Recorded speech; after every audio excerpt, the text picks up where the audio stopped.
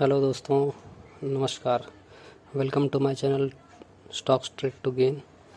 आज हम Nifty metals के बारे में बात करने वाले हैं, स्पेशली मेटल स्टॉक्स के बारे में, क्योंकि इस सेक्टर में कुछ तो बड़ा होने वाला है। जैसे कि अभी स्टार्टिंग में तो अभी देख लेते हैं। पहले तो निफ्टी अभी भी अप ट्रेंड में है, तो पॉजिटिव साइड ही रहेगा व्यू। और निफ्टी के साथ साथ अगर निफ्टी मेटल इंडेक्स हम देखें तो निफ्टी मेटल इंडेक्स में एक फॉलिंग ट्रेंड लाइन का ब्रेकआउट है, प्लस एक इम्पॉर्टेंट रेजिस्टेंस का भी ब्रेकआउट दिया है। क्लियर ब्रेकआउट है यहाँ पर। तो यहाँ पर ऐसा लग रहा है कि ये ऑल टाइम हाई को भी ब्रेक करेगा और भी ऊपर जाएगा। तो इसका पॉसिबल अपसाइड हम चेक करते हैं फिबोनाची रिट्रेसमेंट से। तो फिबोनाची रिट्रेसमेंट लगाने पर ऐसा पता चल रहा है कि पहला लेवल जो आ रहा है वो 11,389 मीन्स 11,400 पकड़ सकते हैं, 11,400। और सेकंड आ रहा है 12,267। तो अगर एक राउंड साइकोलॉजिकल लेवल भी अगर देखें 12,000 का, तो 12,000 तक का एक अपसाइड निफ्टी मेटल इंडेक्स में बन सकता है। तो अगर निफ्टी मेटल इंडेक्स को अगर 12,000 तक जाना है ब्रेकआउट करके, तो जो स्टॉक्स हैं, तो कौन से स्टॉक्स हैं जो इसको इतने ऊपर लेके जा सकते हैं, वो भी हम देखेंगे। सबसे पहले ये निफ्टी मेटल में ऐसा सब क्या सिम्टम्स आ रहे हैं वो देखते हैं। रिपोर्ट्स देखें तो पता चलता है कि बहुत सारे जो ग्लोबल क्यूज़ हैं वो निफ्टी मेटल के लिए पॉजिटिव हो रहे हैं। एक चाइना फिस्कल स्टिमुलस, चाइना जो है अभी अपने रियल एस्टेट को लेकर काफ़ी ग्रोथ के लिए एग्रेसिव है। तो चाइना का अगर रियल एस्टेट बढ़ता है तो मेटल का डिमांड भी बढ़ेगा। सेकंड है वीकर यूएस डॉलर।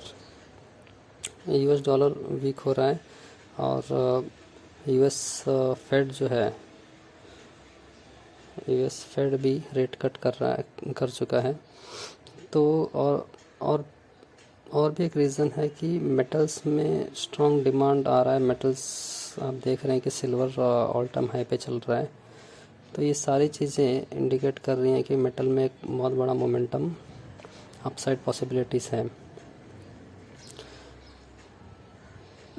तो निफ्टी मेटल्स यहाँ से एक 12,000 का अगर हम एस्टिमेट करते हैं, तो कौन कौन से स्टॉक्स जो है इस निफ्टी मेटल को कंट्रीब्यूट कर सकते हैं वो देखते हैं। सबसे पहले जो मैं 4 स्टॉक्स आइडेंटिफाई किया हूँ वो मैं बता रहा हूँ। ये प्योर एजुकेशनल पर्पस के लिए है। आप अपने फाइनेंशियल एडवाइज़र से कंसल्ट कर सकते हैं अगर आपको इसमें इन्वेस्ट करना है तो सबसे पहले है हिंदाल्को। हिंदाल्को भी अपने ऑल टाइम हाई के करीब है, ब्रेकआउट करने के करीब है। तो ये भी ब्रेकआउट करेगा और ये भी निफ्टी मेटल इंडेक्स को कंट्रीब्यूट करेगा। तो एक ये स्टॉक हो सकता है जो स्ट्रेंथ दिखा रहा है, जो निफ्टी मेटल इंडेक्स को पुल कर रहा है अपसाइड। सेकंड है नेशनल एल्युमिनियम, नाल्को। तो नाल्को भी अपने ऑल टाइम हाई पे है। निफ्टी आप देख सकते हैं कि देखो कंपेयर कैसे करते हैं कि निफ्टी मेटल इंडेक्स अभी ऑल टाइम हाई पे नहीं आया है, पर जो स्टॉक्स हैं वो ऑलरेडी ऑल टाइम हाई पे है। तो मतलब यही लोग हैं जो इसको खींच रहे हैं ऊपर की तरफ।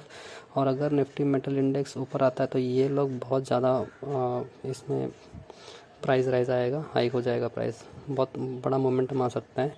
तो इसलिए नेशनल एल्युमिनियम। और तीसरा है वेदांता, VADL। ये भी अपने ऑल टाइम हाई पे है, अभी जस्ट ब्रेकआउट दिया है यहाँ पर। इस लेवल का 540 का ब्रेकआउट हो चुका है। तो ये भी बहुत पॉसिबिलिटीज़ है इसका अपसाइड जाने का। और फोर्थ है हिंदुस्तान जिंक। हिंदुस्तान जिंक भी बहुत मल्टीपल लेवल का ब्रेकआउट दिया है, स्ट्रॉन्ग ब्रेकआउट दिया है मल्टीपल लेवल्स का। 547 या 550 इसका ब्रेकआउट आया है यहाँ पर।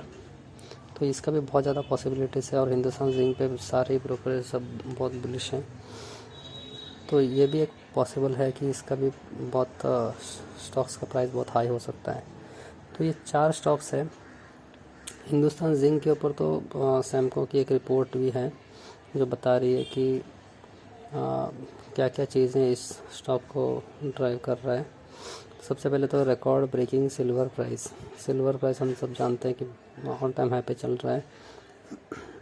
फिर दूसरा है डोमेस्टिक फ्यूचर रैली, MCX पे सिल्वर कॉन्ट्रैक्ट्स बहुत ज़्यादा परचेस किए जा रहे हैं। थर्ड है कि प्रॉफिट कंट्रीब्यूशन, हिंदुस्तान जिंक में सिल्वर 40% प्रॉफिट कंट्रीब्यूट करता है। और फिर इंडस्ट्रियल डिमांड, सिल्वर अभी बहुत सारे इंडस्ट्री मैन्युफैक्चरिंग में यूज़ हो रहा है, सोलर वगैरह के लिए भी काफ़ी यूज़ हो रही है। फिर है इन्वेस्टर्स इनफ्लो, इन्वेस्टर्स भी काफ़ी इन्वेस्ट कर रहे हैं इसमें, और एक करेंसी का भी एडवांटेज इसमें मिलेगा।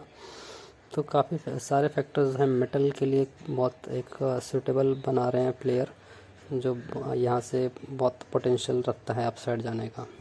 तो आप मेटल में ज़रूर इस लेवल पे भी आप सोच सकते हैं इन्वेस्ट करने का। फिर आप अपने फाइनेंशियल एडवाइजर से ज़रूर कंसल्ट कीजिए। ये सिर्फ हमारा एनालिसिस है, एजुकेशनल पर्पज़ के लिए है। अगर वीडियो आपको अच्छा लगे तो लाइक सब्सक्राइब ज़रूर करिए। Thank you.